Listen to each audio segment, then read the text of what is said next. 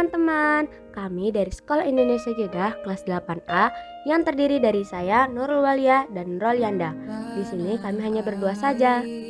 Kami di sini akan membahas salah satu mata pelajaran yaitu PKN bab 2 yang menjelaskan tentang menumbuhkan kesadaran terhadap Undang-Undang Dasar Negara Republik Indonesia tahun 1945. UUD 1945. Undang-Undang Dasar merupakan hukum dasar yang tertulis, sumber hukum bagi peraturan perundang-undangan, dan merupakan hukum tertinggi dalam tata urutan peraturan perundang-undangan di Indonesia. Pembukaan UUD Negara Republik Indonesia tahun 1945 merupakan uraian terperinci dari Proklamasi Kemerdekaan.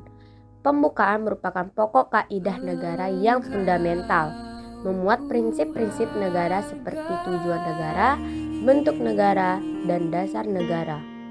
Pembukaan UUD Negara Republik Indonesia tahun 1945 memiliki universal dan lestari. Universal mengandung arti bahwa diterima oleh bangsa-bangsa beradab di dunia. Lestari adalah mampu menampung dinamika masyarakat dan akan tetap menjadi landasan perjuangan bangsa.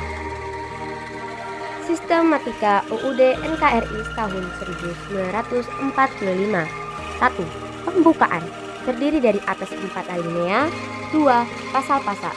Sebelum diubahnya 16 bab berubah menjadi 21 bab. Sebelum diubah terdiri dari atas 37 pasal berubah menjadi 73 pasal. Sebelum diubah terdiri atas 49 ayat berubah menjadi 170 ayat.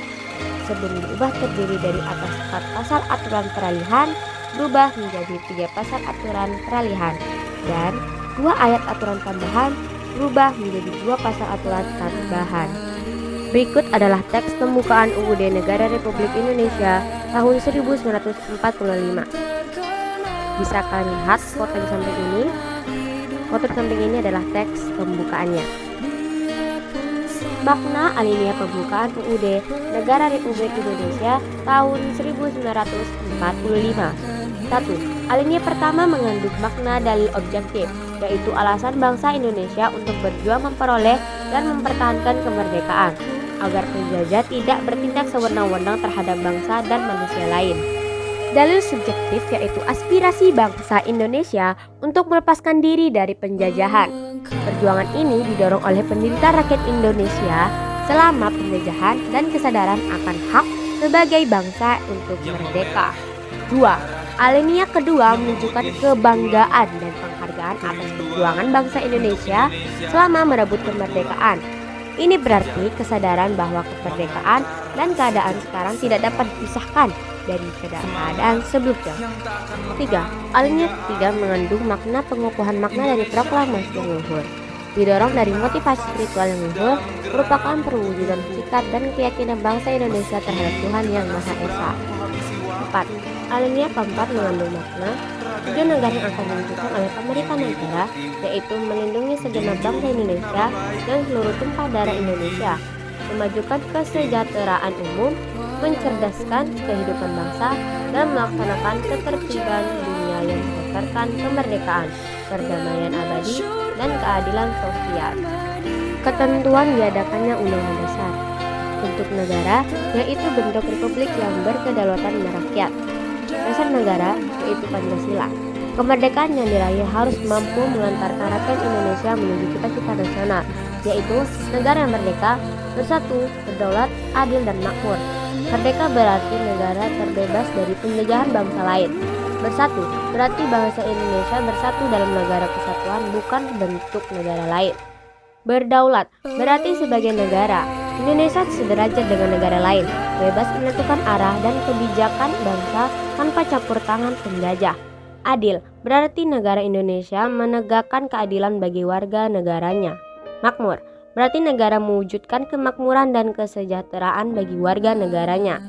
UUD Negara Republik Indonesia tahun 1945 terdiri atas pembukaan dan pasal-pasal. Pembukaan berkedudukan lebih tinggi daripada pasal-pasal karena pembukaan merupakan pokok kaidah negara yang fundamental atau Stat Fundamental Norm bagi negara Republik Indonesia. Sebagai pokok kaidah negara fundamental, syarat pembukaan. 1. Berdasar sejarah terjadinya, bahwa pembukaan ditentukan oleh pembentuk negara PPKI yang menetapkan UUD Negara Republik Indonesia tahun 1945 telah mewakili bangsa Indonesia.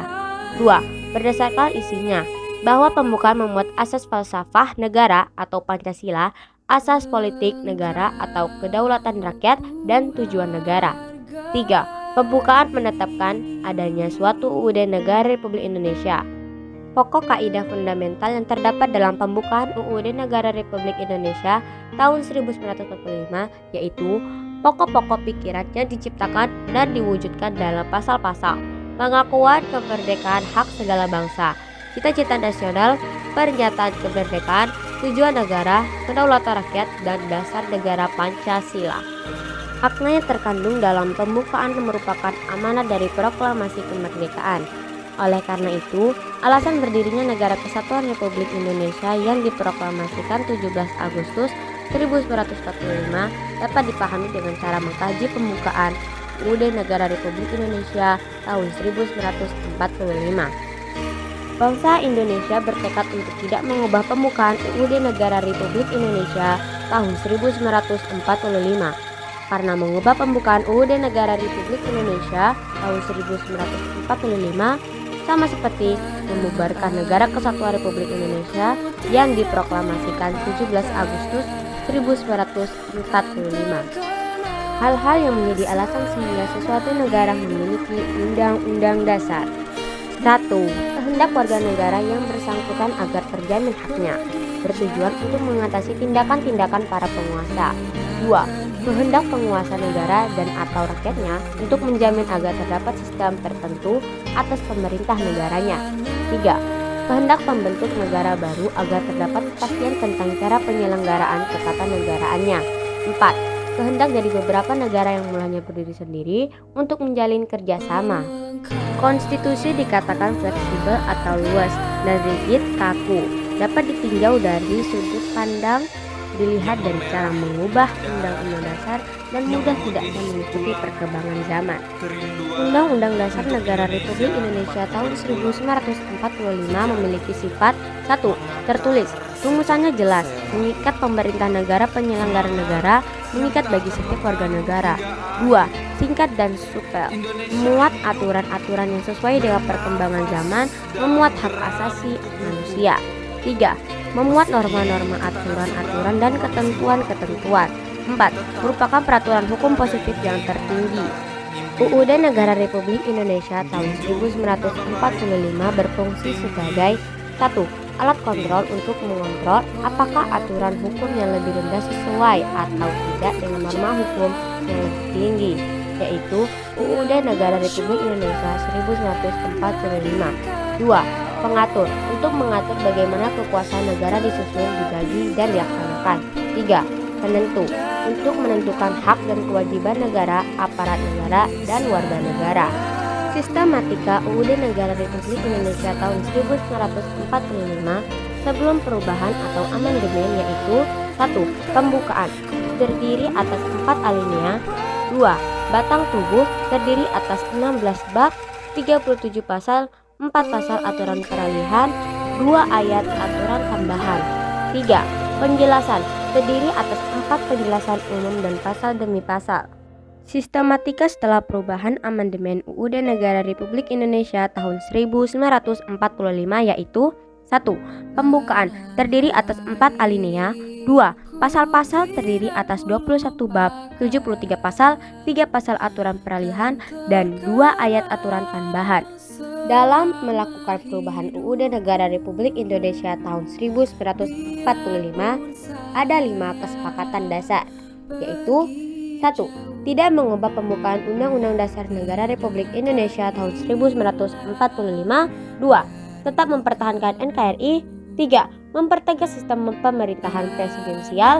4. Penjelasan memuat hal-hal normatif akan dimasukkan ke dalam pasal-pasal atau batang tubuh. 5. Melakukan perubahan dengan cara adendum. Wah, gak terasa ya guys, udah selesai aja pembahasannya. Gimana menurut kalian? Apakah gampang dimengerti atau ada yang kurang? Kalau misalnya ada yang belum dipahami, atau juga mau ngasih saran, pendapat, kalian tinggal komen aja ya di kolom komentar. Insya Allah kami menjawabnya. Sekian dari kami. Terima kasih. Bye-bye.